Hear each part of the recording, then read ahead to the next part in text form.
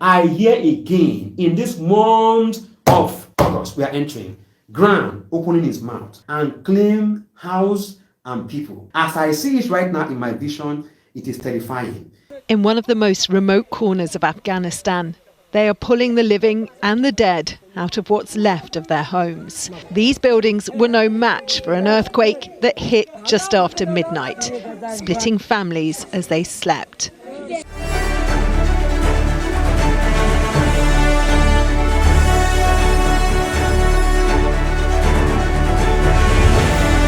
On the 1st of August 2025, during the 3 days prayer and fast, Apostle Peter John Gabriel prophesied that he sees a terrifying earthquake happening in August 2025, claiming lives.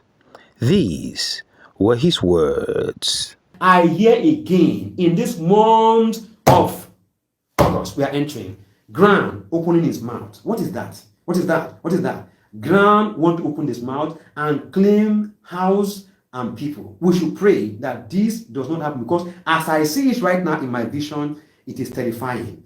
I see earthquake. It's terrifying. Oh Lord, please. Oh Lord, please have mercy. Oh Lord, have mercy. Have mercy. Have mercy. Protect life and property. Oh Lord, protect life and property right now. Father, I pray your mercy, oh Lord, your mercy, oh Lord, your mercy, oh Lord, your mercy, oh Lord, your mercy, oh Lord. In confirmation of God's word, on the 31st of August 2025, news broke out that a magnitude of 6.0 earthquake hit Afghanistan, killing over 800 people, exactly as Apostle Peter John Gabriel had prophesied.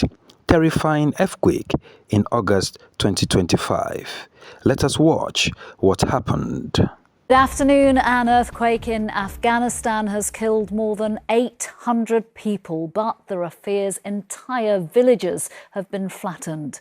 The Taliban-run government says 2,500 people have been injured.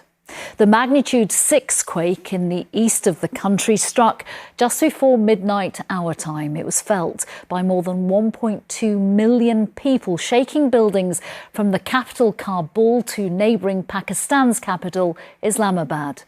But the real problem is the isolated villages where the majority of people live in low-rise mud brick homes that are vulnerable to collapse. And reaching those villages, many cut off because of road blockages, is extremely difficult. Our correspondent Rachel Young has the latest. In one of the most remote corners of Afghanistan, they are pulling the living and the dead out of what's left of their homes. Built from stone, wood and straw, these buildings were no match for an earthquake that hit just after midnight, splitting families as they slept. My dad, cries this little boy. But this is footage from Afghan television, and his father's fate is not yet clear. What is obvious is how little help there is. Only helicopters can reach them, and there aren't enough stretchers to cope.